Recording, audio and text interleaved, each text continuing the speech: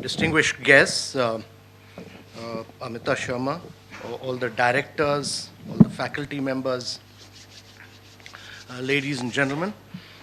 First of all, let me compliment you on this very unique initiative on the future of cities, because I really think that the future of India lies in its cities. And it's important to understand these trends, because this is essentially an urban century. And by 2030, there are several UN forecasts which estimate that more than 70% of the world will be urbanized. Now, historically, urbanization has propelled the growth of national economies worldwide. And in reality, 75% of the global economic production, 75% of the global economic production comes from cities. And actually, cities have lifted very vast segments of population above the poverty line. However, urbanization worldwide has been accompanied by very unprecedented consumption of natural resources. And it's important to understand this, that while cities occupy just 3% of the Earth's land surface, they consume almost 75% of the resources. Almost 2/3 of energy and greenhouse gas emissions come from cities. So if developing countries and emerging countries like India were to emulate the model of the developed world, we would require a resource base as large as 4 planet Earths to support the growth of emerging and developing countries. But we have only 1 planet Earth, and therefore the emerging and developing countries require a very different strategy of growth. And this requires a paradigm shift towards very inclusive, very sustainable urbanization. And this necessitates innovative thinking. This requires a very different kind of action. And this actually requires all the institutes in India, the IITs, IIMs, the schools of planning and architecture, all together to come and bring in this innovative thinking and very concerted action. Now, there are some recent studies on India, the latest one being by McKinsey, which shows that actually by 2030, 350 million additional Indians will get into the process of urbanization. And by 2050, an additional 700 million Indians will get into the process of urbanization. And this is 2.5 times the size of the population of the United States of America.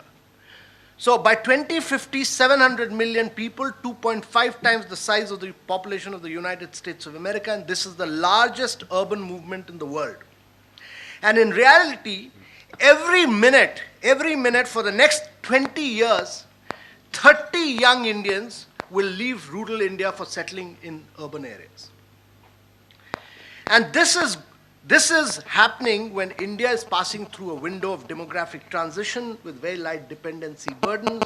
And actually, many of us do not realize this, but the aging of population in USA and America, and the population of India getting younger and younger, is one of the most salient social, economic, demographic transition. It's important to understand this because there are revolutionary changes happening because of this demographic transition. And actually, if we are not able to bring in this very radical change in our process of urbanization in the management of cities, you'll have a revolution on hand.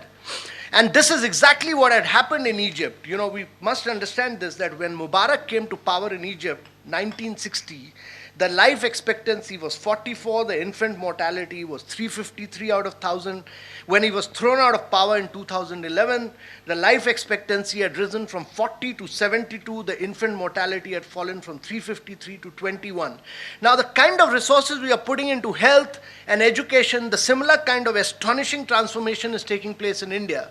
And all this is taking towards the cities, and this requires us to comprehend this very radical change. And that is why a leading thinker like C.K. Prahalad, who was the professor of management in Michigan University, said that actually India's biggest challenge is to create 500 new cities. Otherwise, every existing city will become a slum by the time India becomes 75 in 2022. Now, cities are centers of growth, they're centers of innovation and centers of creativity. And in today's world, it is not countries but cities that are competing for resources and investment. And actually, China realized this, and that's why it grew at phenomenal pace in its strategy of urbanization. Now, to my mind, urbanization is a very essential feature of economic development and a very major component of industrialization. I'm saying this because India has been a very reluctant urbanizer. India has been a very reluctant urbanizer because of our belief in our Gandhian worldview that actually our villages will be economically self-sufficient. Our villages will be economically viable. They can become economically self-independent. This was exactly the same view in China, where its peasantry movement, it was a view of the Communist Party that their villages will be economically viable, but in 75 they broke away, they went for a manufacturing-led growth. And a consequence of manufacturing-led growth is always urbanization, because workers move in, young managers move in, their families move in, and therefore in reality in 75 China and India were at the same level of growth. China broke out, went in for manufacturing, went in for urbanization, started its long growth spurt. So if you grow at 8%, you double your income in 9 years. If you grow at 10%, you are doubling in 7 years. And that is what happened. And the other point which is very important before I get on to DMIC is that one of the recent studies by NCAR is saying that actually middle class, it's very important to understand these economic phenomena, because what it says is that by 2025-26, middle class households will actually account for around 37% of the population and 47% of the income. And this is more than income accruing to the rich category and more than twice the income accruing to the deprived and aspirers category. And therefore, in India, the political constituency itself will shift decisively and very dramatically towards shifting to infrastructure, roads, metros, transit corridors, and India's middle class will get into governance. And therefore, urbanization will drive urbanization. And one of the key projects that we are doing is this dedicated freight corridor and the Delhi-Mumbai industrial corridor. Now, this is in reality a two-pronged program. This aims to expand India's manufacturing base, and this aims to build new cities in which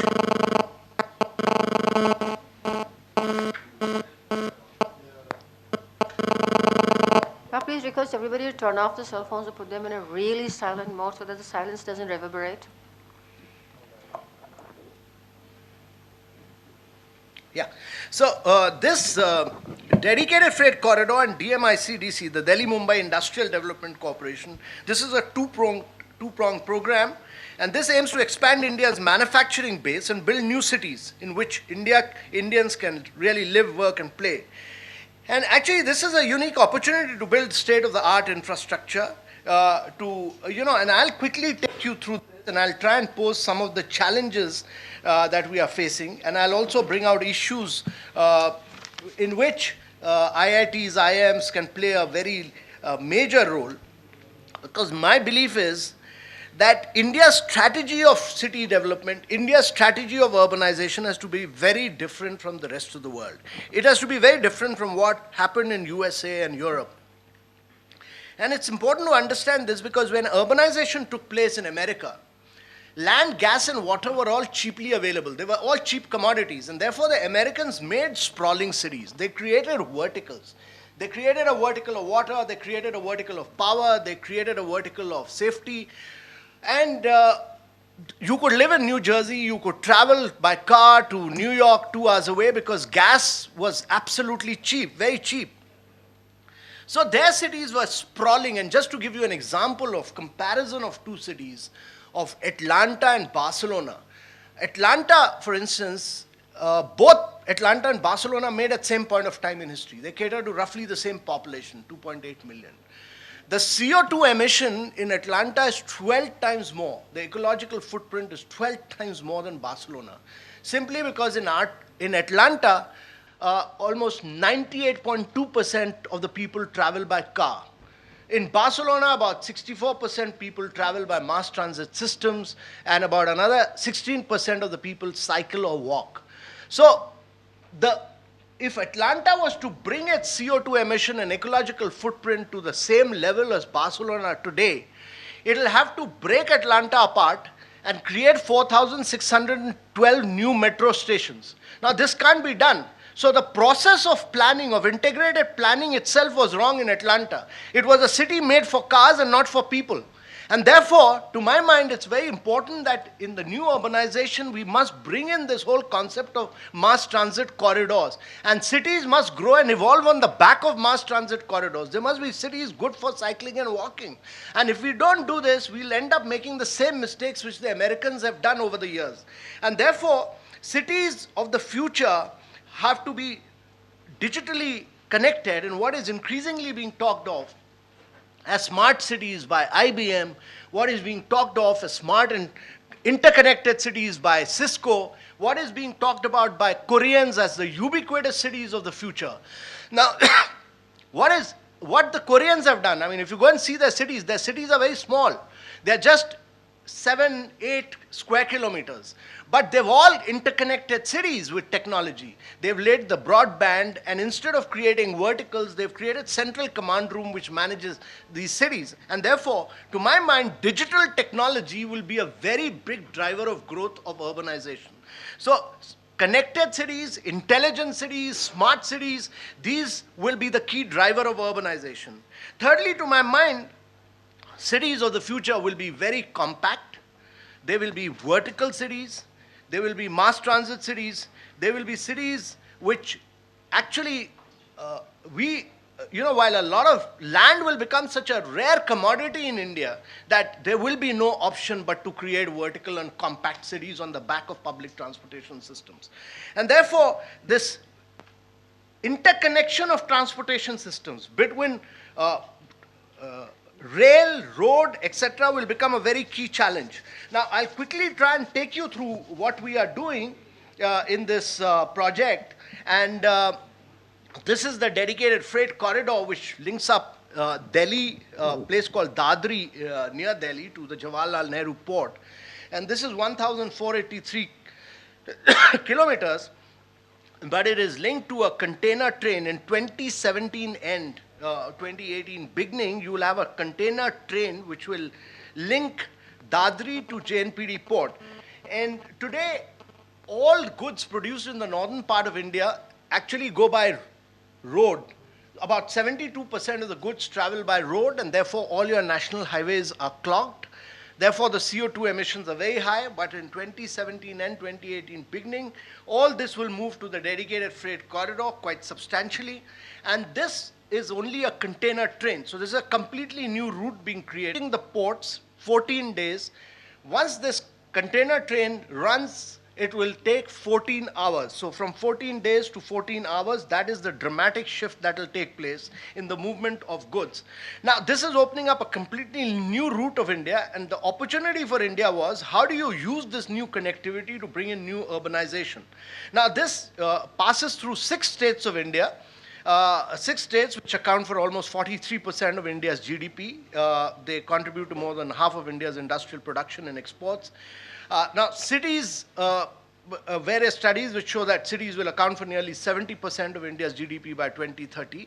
So what we are doing in the first phase is we are developing 7 new industrial cities. And these are industrial cities, but if you look at India's industrial evolution, we've not gone beyond industrial states and industrial growth centers. So we've mushroomed industries together without workers' housing.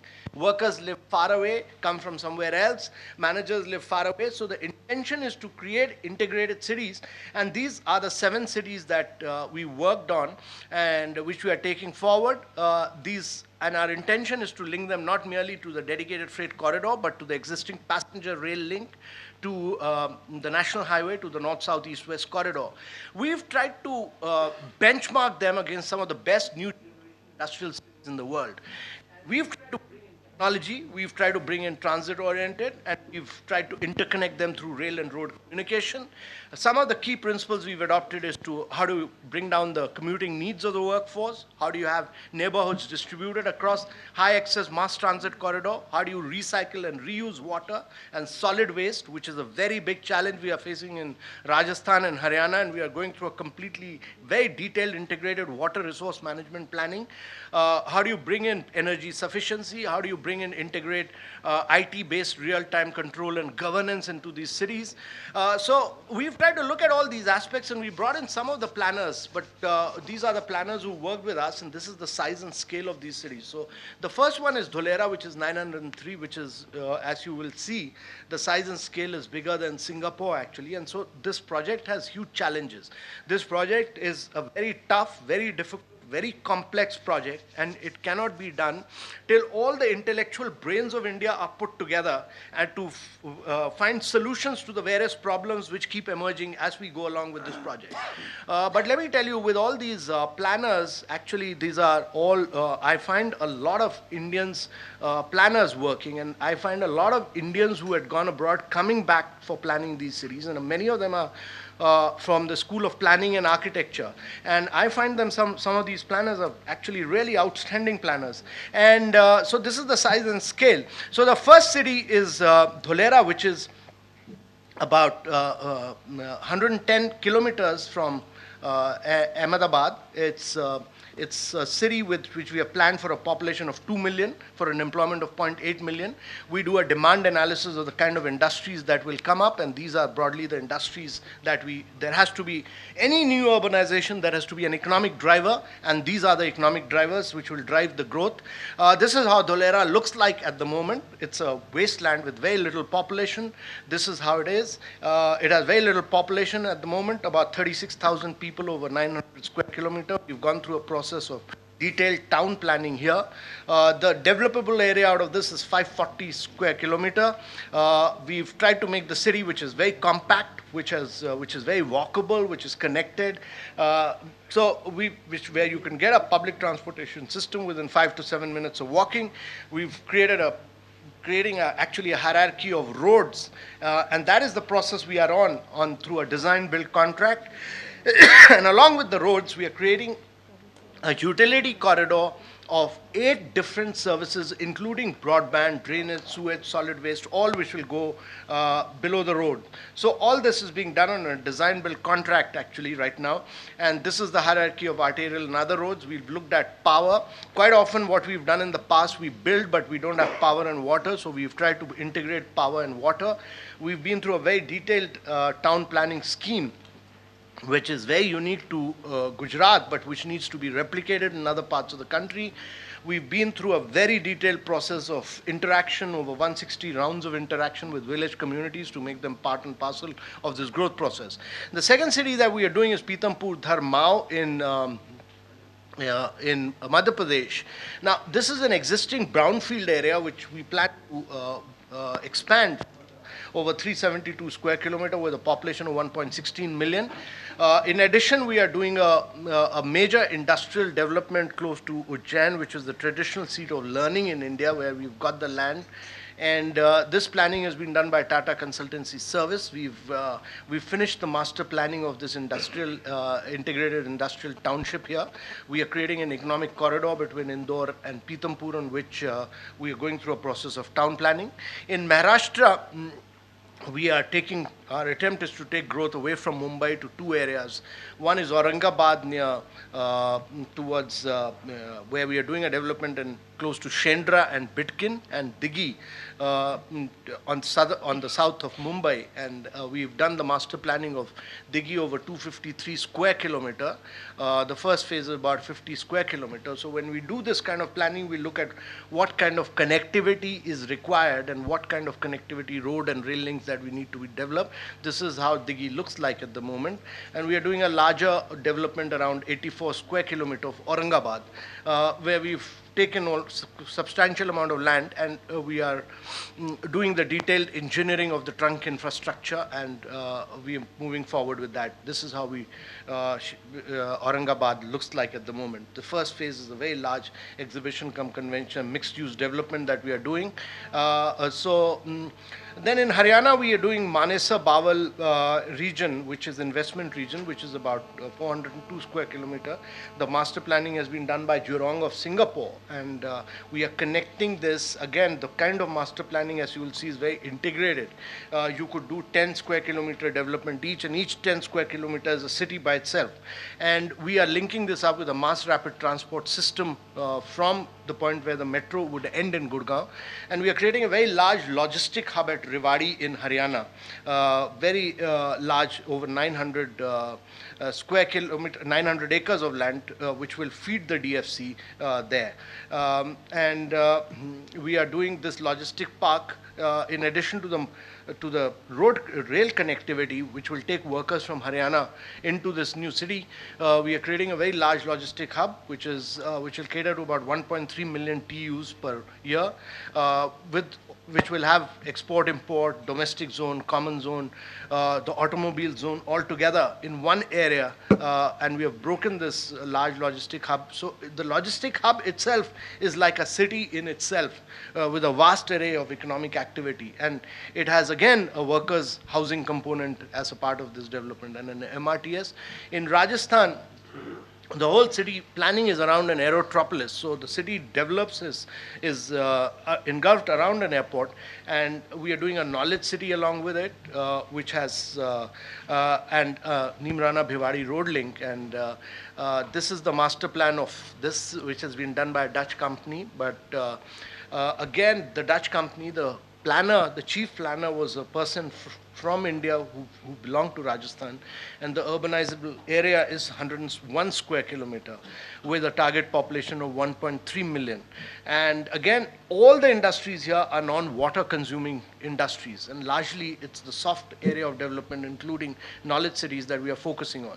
So aerotropolis here, and in UP, we are doing a development of around total area is about 200 square kilometer. But as you'll see, in all our development, the industrial area is not more than 35 to 40%, and rest is commercial, residential, greens, utilities, public, semi-public facilities. And in fact, the creation of these cities is very much like how Mumbai was once created as a textile city, or how Calcutta was created as an industrial city.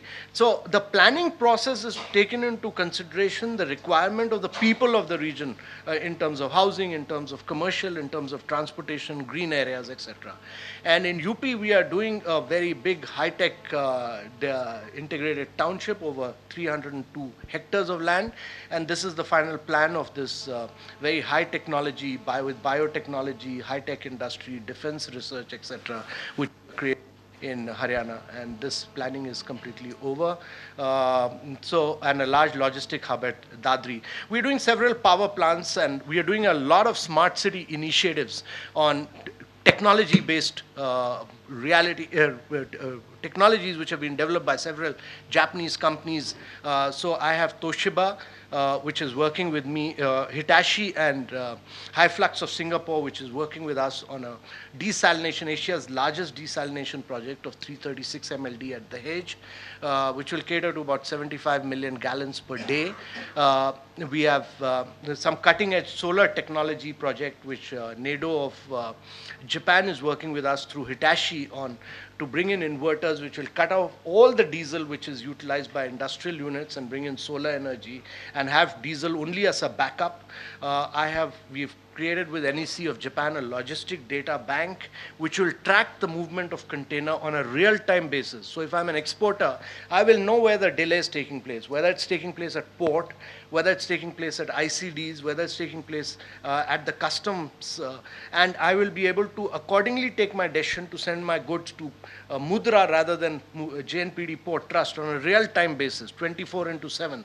So we've done a lot of work around this, and we are bringing in technology, GPS technology, to link up every single container on the GPS system. And in Neemrana, we've worked with Toshiba. In Neemrana, we worked with Kansai and and in Haryana with Toshiba to create smart grids, small smart grid with small power projects which will supply engine directly and cut off diesel engine. And lastly, I would say that we are focusing very strongly on skill development, because eventually the whole challenge is to shift workers from agriculture to manufacturing. And if workers are to be moved from agriculture to manufacturing, you need to train them. And we're working with a range of people to create outstanding centers of excellence for training in this project. We've done a skill gap matrix on, and we'll train we're developing a very large exhibition convention center at Dwarka. I'll quickly take you through this. This is again a completely new city in the midst of Dwarka, with arena, with convention center, with exhibition areas, shopping malls, etc. Green areas, a very unique development facility. Now, how we've looked at this project in every city is that we feel that there are certain projects which are capable of commercialization, which are capable of PPP, other projects which require trunk infrastructure. India is in a position where it should not get into cities without trunk infrastructure. You cannot afford to create cities without drainage, sewage, solid waste. You must create the backbone first. So we said that there are a range of infrastructure which are what we call the trunk infrastructure. And if you don't create the backbone, retrofitting will become very difficult on a later day. So we've broken the cities into what is capable of private-public partnership and what is non-commercialized. And that must be funded by the government. So we created an institutional and financing structure where the government has put in about 18,500 crores to create trunk infrastructure. State governments bring in the land, and we finance the funding of the trunk infrastructure. And in addition to that, Japanese have given us $4.5 billion to provide transport connectivity to these cities. Now, this is a very tough and a very complex project, and it's a very difficult project. It's India, as I said, is a late starter. But being a late starter, India has very significant advantages. Advantages that you can learn from the rest of the world and leapfrog. The only way India can catch up with the rest of the world is to use technology to leapfrog and catch up with the rest of the world. Because when Europe and America had urbanized, technology was not there. Digital technology does not exist. And today it is possible to integrate digital technology with the process of urbanization. And that, to my mind, is the key challenge. How do you de-integrate? Secondly, no urbanization in India can take place without our ability to monetize land values. We create trunk infrastructure, land values will go up. As land values go up, they should be captured and brought back to the city. And that is the key. Unless and until you are not able to capture the rising values, we created trunk infrastructure in Noida, the political process took it away. You need to capture it, and therefore you need to ring fence the city SPV in a manner where all values are captured. Thirdly, I think there's a big challenge, therefore you need to depoliticize land. It's important that you ring fence, and that is what we've done through shareholder agreements, state support agreements. Thirdly, I think there's a big challenge of detailed engineering and program management. What we've brought in is that we've brought in good program managers who will handle the city SPVs. We must do very good detailed engineering. You'll never get this chance again. India is beginning its process of urbanization. The rest of the world has finished its process of urbanization. It's over in America, it's over in Europe, it's over in China now. India is just beginning. And if we make a mess of it, Indians will never excuse us. If we are not able to use all our brains together and create the greatest urbanization, when 750 people move into this process of urbanization, we will ourselves be blamed for it. We Indians will make a mess of it, and therefore IITs, IIMs, schools of planning and architecture must provide all the intellectual expertise into this. Lastly, I think the life cycle cost of technology is the key. We Indians have become over-obsessed with going with lowest cost, and therefore we must capture the life cycle cost of technology. There is evaluation. When you create infrastructure, it's not like buying a glass of water. It's not like buying a glass. It's not like buying a pencil. It's creating infrastructure for hundreds of years. And therefore, if you go to St. Petersburg, what was created by Peter the Great, even today not a single stone has moved. And therefore, you're creating new infrastructure for hundreds of years. And therefore, it's important to create a system of technology assessment on life cycle cost of technology. And I think there is a big challenge of water. There's a big challenge of sewage, and all these challenges require the challenge of technology and expertise to be put together to be solved. And lastly, I think there's a challenge of institutional systems. How do we govern New City? How do we manage them in a more dynamic, professional manner? Thank you very much, ladies and gentlemen. Sorry for taking a little extra time, but this is a very fascinating, very challenging, but this is a subject which will drive India's future and in many ways drive the destiny of Indians in future. Thank you very much.